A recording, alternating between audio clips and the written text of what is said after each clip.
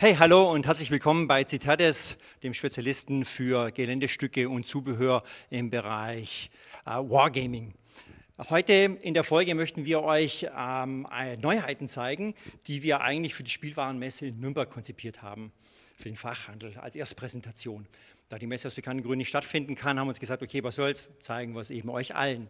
Und ich freue mich jetzt sehr, sage ich mal, euch das präsentieren zu dürfen, auch wenn ihr davon noch nicht alles bei uns im Shop haben. Vieles davon ist da, manche Sachen haben wir auch schon länger im Sortiment, aber die Neuheiten sind echt spitzig geworden, das kann ich euch versprechen.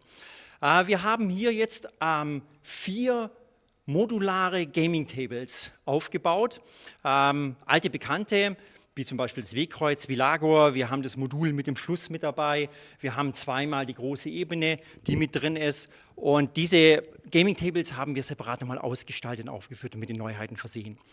Beginnen wir mal vorne in der Ecke. Hier haben wir das Modul mit dem Wegkreuz, das Vilagor. Das haben wir erstmal ausgestattet als kleinen mittelalterlichen Wochenmarkt, den wir hier haben. Wir haben dazu 4 Häuser flankiert. Das erste ist die Scheune, die ihr schon kennt. Wir haben den Gasthof mit eingearbeitet, das Fachwerkhaus, und wir haben hier vorn dran noch ein Zwergenhaus mit integriert. Diese Häuser bilden den Rahmen für den Markt. Die einzelnen Marktstände, die wir hier haben, sind eine Mischung, oder sie können gekauft werden, zum einen die Marktstände an sich, die sind aus Lasercut hergestellt, also geschnitten, Holz, die können dann nachträglich einmal bemalt werden, da sind auch schon die Planen mit dabei. Und dann haben wir 8 verschiedene Marktstände. Da haben wir zum Beispiel Werkzeuge, wir haben Felle, wir haben Stoffe, wir haben Tonwaren, wir haben Obst und Gemüse, wir haben einen Wurst- und Brotstand und auch noch einen Waffenstand. Ebenfalls neu auf dieser Platte ist ein wunderschöner Dorfbrunnen, den wir gemacht haben. Mit Dach, mit Kübel an der Seite, mit dieser Wickelleine, mit dem Seil, das nach unten abgelassen werden kann. Wir haben einen Schweinepferch gemacht mit Ferkeln, also eine Sau mit Ferkeln. Wir haben das Federvieh mit drin, mit einem Hahn und glücklichen Hühnern und eine Gans mit dabei. Was fällt mir noch auf? Wir haben die Blumenkästen mit drin. Damit könnt ihr auch sehr schön die Häuser weiter ausgestalten und ein bisschen aufpimpen, wenn ihr das möchtet. Was fällt mir noch ein? Wir haben noch ein paar Körbe mit dabei, wo wir ebenfalls für die Marktstände nochmal anreichern können mit ebenfalls verschiedenen Inhalten. Die Häuser haben wir noch ein bisschen, sage ich mal, aufgewertet. Wir haben an dem einen oder anderen noch einen Erker oder einen Windfang mit angebracht. Ups, da fällt mir jetzt das Bäumchen um, das stellen wir dahin. Wir haben dann zum Beispiel hier nochmal den Cholesterin, diesen magischen Spiegel nochmal mit dran. Also da haben wir noch ein paar schöne Sachen gemacht. Auch dieser Flaschenzug ist neu, den wir hier mit drin haben. Auf der zweiten Platte, wenn wir jetzt eins weiterrutschen, kommen wir hier in diesen Flussbereich, den wir gemacht haben. Hier haben wir den Beschwörfelsen. Das haben wir getauft, mit dem mächtigen Adlerkopf hier mit drauf. Der ist wirklich sehr schön geworden. Der wird ebenfalls flankiert von weiteren Adlerköpfen. Auch diese Platte haben wir weiter aufgewertet, indem wir nochmal Steine aufgesetzt haben. Wir haben natürlich das Modellwasser eingegossen. Wir haben sehr viel mit Grünzeug gearbeitet, um das Ganze eben einfach Leben einzuhauchen. Er wurde auch farblich nochmal nachgearbeitet. Aber das macht es letztendlich aus, und das ist das, was ihr tun könnt mit all den schönen Dingen, die wir euch anbieten. Diese Adlerköpfe wird es dann auch nochmal einzeln zum Kauf geben. Die können natürlich hier schön, sage ich mal, den Beschwörfelsen flankieren, können aber auch in verschiedenen anderen Bereichen eingesetzt werden. Gehen wir jetzt nach links eins weiter. Hier kommen wir jetzt zum Wegweiser des Ruhms, so haben wir das Ding getauft. Da ist ein Kompass mit drin, den sieht man jetzt vielleicht nicht ganz so gut, aber da werden wir noch schöne Bilder machen, dass es auch erkannt wird. Und dieser Wegweiser, der soll euch den Weg zeigen zum Ruhm, wo ihr dann wirklich heroische Taten verbringen könnt. Flankiert wird dieser Wegweiser vom Ruhm durch magische Portale. Die sind einmal grün, lila und orange in Szene gesetzt, die wiederum zwischen 2 mächtigen Felsen stehen und durchschritten werden können, wenn ihr euch denn traut.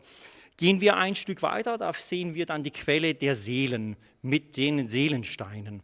Auch dieses Modul wurde nochmal stark aufgewertet, indem wir eben nochmal auch ein paar größere Steine aufgesetzt haben oder dann auch mit Grünzeug, den Lasercut, Miniaturpflanzen gearbeitet haben, wie zum Beispiel dem Farn oder auch den Brenneseln. Da haben wir also auch ganz, ganz viele Dinge mit drin, die hier benutzt wurden. So, jetzt um euch noch mal ein bisschen in die Tiefe zu bringen und euch ein bisschen abzuholen, sage ich mal, vielleicht eine kleine Geschichte-Story dazu. Also, stellt euch vor, ihr lebt in diesem Dorf, ja, und es ist euer Dorf und ihr kennt ganz viele Leute hier drin. Und jetzt ist es so, dass eben dunkle Mächte dieses Dorf und die Menschheit insgesamt bedrohen. Das heißt also, von der Quelle der Seele geht Gefahr aus, die insgesamt da ist. Es wurden also Seelenfresser geschaffen, die in das Dorf kommen und hier die Einwohner nicht gerade sanft begrüßen, sondern eher niedermetzeln und aussaugen, denn sie wollen ihre Seele haben.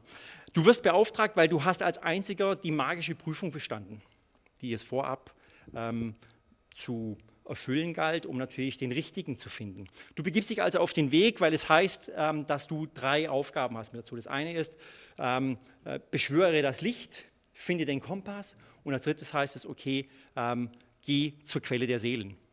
Du begibst dich also auf den Weg, du kommst jetzt hier, du verlässt dein Dorf, du findest den Beschwörfelsen, du besteigst ihn und beschwörst das Licht, denn das Licht wird dir den Weg zum Kompass weisen. Nachdem das passiert ist, ziehst du weiter. Zwischendrin gibt es natürlich ein paar Gefahren, die du wahrscheinlich hier, denen du dich stellen musst und die dann auch dich zum Kompass führen letztendlich. Wenn du den Wegweiser zum Mumu erreicht hast, gilt es wiederum, Rätsel zu lösen, Aufgaben zu erfüllen, und es eröffnet sich ein magisches Portal, das du durchschreiten musst. Dasjenige, das sich öffnet, das durchschreitest du, damit du zur Quelle der Seelen kommst. Was dich allerdings da erwartet, schwierig zu sagen. Wird es besser, schlechter? Wie kriegst du es hin, nachher auch die Quelle der Seelen letztendlich zu retten, um dann dein Dorf und auch die Menschheit zu retten? Tja, es ist halt wie immer, sage ich mal, wir können es nur vorgeben oder dir ein paar Ideen geben. Letztendlich kommt es darauf an, was du daraus machst und wie deine Fantasie letztendlich den Weg weist. Gut, das waren eigentlich jetzt schon die ganze Zusammenfassung von den einzelnen Artikeln. Ich hoffe, es hat euch gefallen, dass ihr wieder ein bisschen was mitnehmen könnt. Wir werden, wie gesagt, die einzelnen Produkte Stück für Stück ankündigen. Also abonniert unseren Newsletter, damit ihr auch hier ständig informiert seid, wann denn die Sachen rauskommen. Wir werden die dann Stück für Stück auf www.citatis.de veröffentlichen und euch Bescheid geben. Wenn es euch gefallen hat, Daumen hoch, dann freuen wir uns auf jeden Fall. Gebt uns ein paar Kommentare. Geil wäre es, sage ich mal, wenn ihr jetzt noch weitere Geschichten erfinden würdet und diese vielleicht kurz da in einer Kurzgeschichte auch in die Kommentare hineinschreibt. Das wäre wirklich spannend zu sehen, um zu schauen, okay, was stellt ihr euch denn unter den einzelnen Produkten so vor und was könnt ihr daraus machen. Ja, ansonsten freuen wir uns, wünschen euch alles Gute, bleibt gesund, Servus und ciao.